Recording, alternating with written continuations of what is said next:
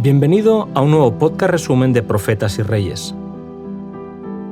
El título del capítulo de hoy es De Jezreel a Oreb.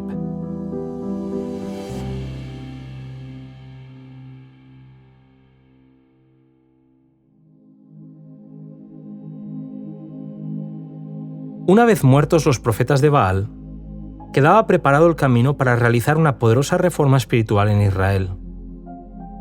Los juicios divinos habían sido ejecutados y estaba por retirarse la maldición del cielo sobre la tierra.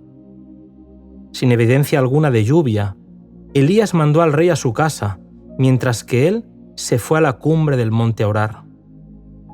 Durante todo el día, había cumplido sin vacilar la voluntad de Dios, confiando absolutamente en la palabra divina, y ahora, aún sin nubes o truenos, sabía que el cielo otorgaría las bendiciones prometidas.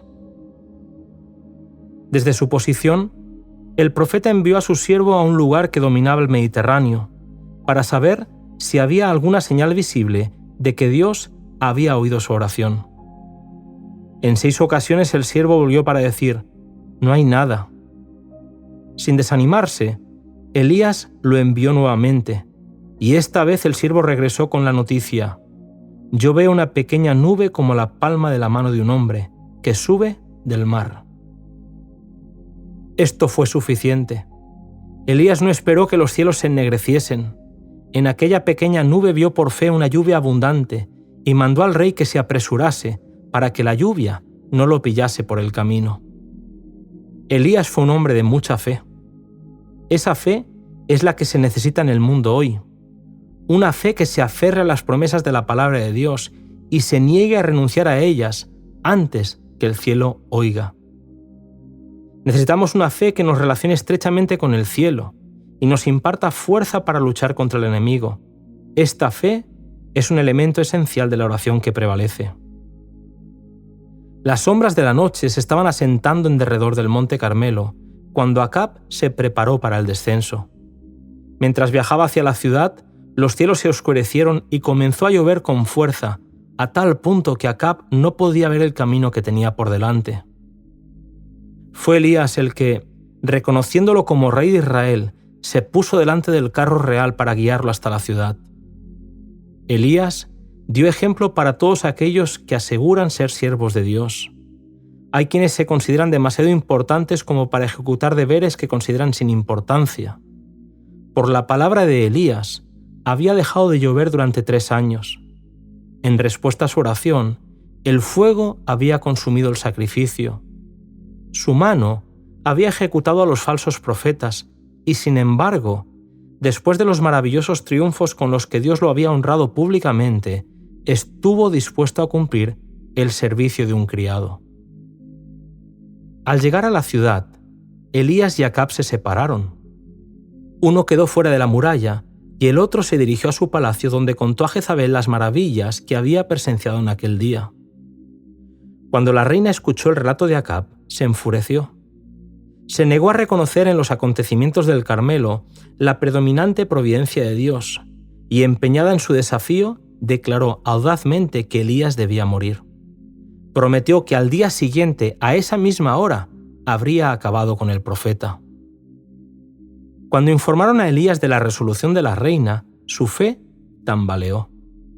Sería lógico pensar que quien había sido tan valiente a la hora de desafiar al rey y a los falsos profetas no podría ceder al desaliento, pero no exento de debilidades, Elías perdió la fe y el valor. Olvidándose de que 3 años antes, Dios había dirigido sus pasos hacia un lugar de refugio, donde no le alcanzaron ni el odio de Jezabel ni la búsqueda de Acab, el profeta huyó para salvar su vida. Elías no tendría que haber huido. Tendría que haber declarado que el Dios en quien confiaba le protegería del odio de la reina. Lo vivido en el monte tendría que haberle dado la seguridad de que no sería abandonado. El Señor le habría dado otra señalada victoria, enviando sus castigos contra Jezabel, y la impresión que esto hubiera hecho en el rey y el pueblo habría realizado una gran reforma. Elías pensó que el milagro del Carmelo haría que Jezabel ya no pudiera ejercer su influencia sobre el rey, y que esto traería una gran reforma en todo Israel. pero una reacción como la que con frecuencia sigue a los momentos de mucha fe y de glorioso éxito oprimía a Elías. Temía que la reforma iniciada en el Carmelo no durase, y la depresión se apoderó de él. Había sido exaltado en la cumbre, pero ahora se encontraba en el valle. Mientras estaba bajo la inspiración del Todopoderoso, había soportado la prueba más severa de fe, pero bajo el desaliento, las palabras de Jezabel repercutían en su cabeza y Satanás prevalecía mientras el profeta perdía su confianza en Dios. Elena White afirma que Elías había sido exaltado de forma desmedida y la reacción fue tremenda. Habiéndose olvidado de Dios, se encontró en un deprimente desierto.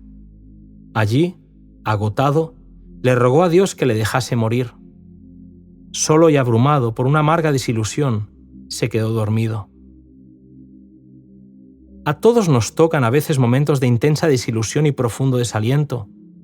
Días en que nos embarga la tristeza y es difícil creer que Dios sigue siendo el bondadoso benefactor de sus hijos terrenales. Días en el que las dificultades acosan el alma, en que la muerte parece preferible a la vida. Entonces, es cuando muchos pierden su confianza en Dios y caen en la esclavitud de la duda y la servidumbre de la incredulidad. Si en tales momentos pudiésemos discernir con percepción espiritual el significado de las providencias de Dios, veríamos ángeles que procuran salvarnos de nosotros mismos y luchan para asentar nuestros pies en un fundamento más firme que las colinas eternas. Entonces, nuestro ser se llenaría de fe y una nueva vida. La esperanza y el valor son esenciales para dar a Dios un servicio perfecto. Son el fruto de la fe. El abatimiento es pecaminoso e irracional. Dios puede y quiere dar a sus siervos la fuerza que necesitan para las pruebas. Los planes de los enemigos de su obra pueden parecer bien trazados y firmemente asentados, pero Dios puede anularlos y lo hace como y cuando Él quiere, a saber, cuando ve que la fe de sus siervos ha sido suficientemente probada. ¿Estáis tentados a ceder a presentimientos ansiosos o al abatimiento absoluto? En los días más sombríos, cuando en apariencia hay más peligro, no temáis. Tened fe en Dios. Él conoce vuestra necesidad, tiene toda potestad. Su compasión y amor infinito son incansables. No temáis que deje de cumplir su promesa. Él es la verdad eterna. ¿Desamparó Dios a Elías en su hora de prueba? ¡Oh no! Amaba a su siervo, tanto cuando Elías se sentía abandonado de Dios y de los hombres, como cuando en respuesta a su oración el fuego descendió del cielo e iluminó la cumbre de la montaña. Mientras Elías dormía, le despertaron un toque suave y una voz agradable. Elías pensó que el enemigo lo había descubierto y se apresuró a huir, pero el rostro del que lo acompañaba era el de un amigo que le dijo: «Levántate, come». Un ángel había sido enviado para asegurarle al hombre de Dios que tenía un gran camino todavía por delante. Después de comer, Elías pudo caminar hasta el monte de Dios, donde halló refugio en una cueva.